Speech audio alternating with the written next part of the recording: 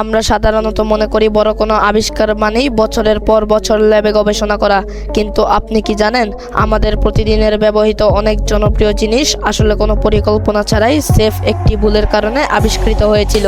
আজকের ভিডিওতে আমরা জানবো এমন কিছু জিনিসের গল্প যেগুলোকে ভুলবশত তৈরি না হলে হয়তো আজকের পৃথিবী অন্যরকম হতো। চলুন জেনে নেই সেই রোমাঞ্চকর কাহিনীগুলো।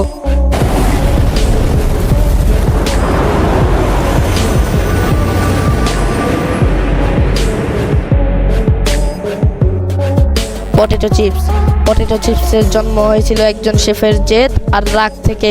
1853 সালে জর্জ ক্রাম নামক এক শেফের পটেটো ফ্রাই এক কাস্টমার বারবার ফেরত দিচ্ছিলেন, কারণ সেগুলোকে তার কাছে বেশি মোটা মনে হচ্ছিল। রাগের মাথায় জর্জ আলুগুলোকে কাগজের মতো পাতলা করে কেটে কড়া করে ভেজে দেন।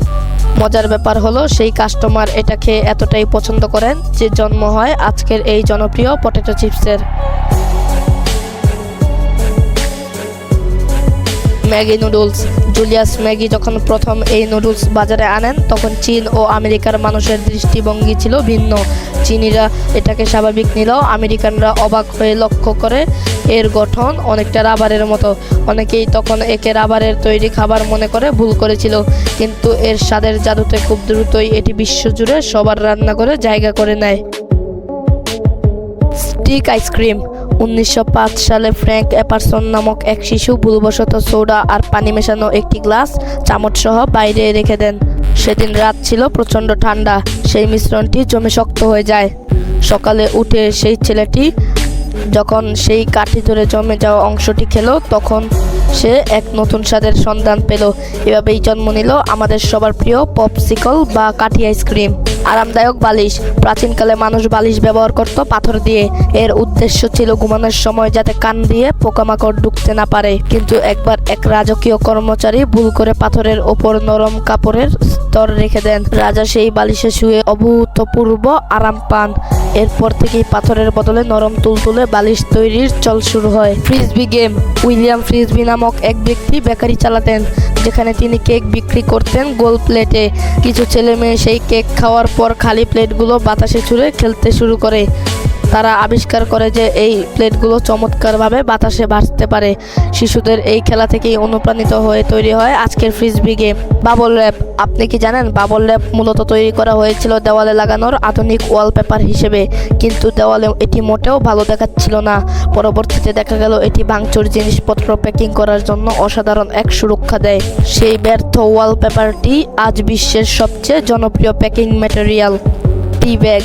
চা বিক্রেতা থমাস সালিভান খরচ কমানোর জন্য টিনের কৌটার বদলে ছোট ছোট রেশমি কাপড়ের ব্যাগে করে চায়ের স্যাম্পল কাস্টমারদের কাছে পাঠাতেন। কাস্টমাররা ভুলবশত সেই ব্যাগসহ গরম পানিতে ডুবিয়ে চা তৈরি করে ফেলেন। তারা মনে করেছিলেন এটাই হয়তো চা বানানোর নতুন নিয়ম। এভাবেই অজান্তেই টি ব্যাগের প্রচলন শুরু হয়। Microwave oven. পার্সি স্পেন্সার নামক এক বিজ্ঞানী রাডার দিয়ে গবেষণা করার সময় লক্ষ্য করেন তার পকেটে থাকা চকলেট বারটি গলে গেছে। তিনি বুঝতে পারেন মেশিনের মাইক্রোওয়েভ রশ্মির কারণে এমনটা হয়েছে। কৌতূহলবশত তিনি সেখানে পপকর্ন দিয়ে পরীক্ষা করেন এবং তা সফল হয়। এভাবেই রান্নাঘরে অপরিহার্য এই যন্ত্রটির জন্ম হয়। কোকা-কোলা।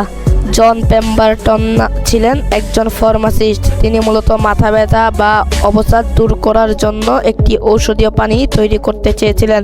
তার সেই ফর্মুলায় কার্বনেটেড ওয়াটার বা সোডা মিশে যাওয়ার পর এক অদ্ভুত স্বাদের পানীয় তৈরি হয়, যা আজ বিশ্বের 1 নম্বর সফট ড্রিঙ্ক কোকা-কোলা হিসেবে পরিচিত। এক্স-রে।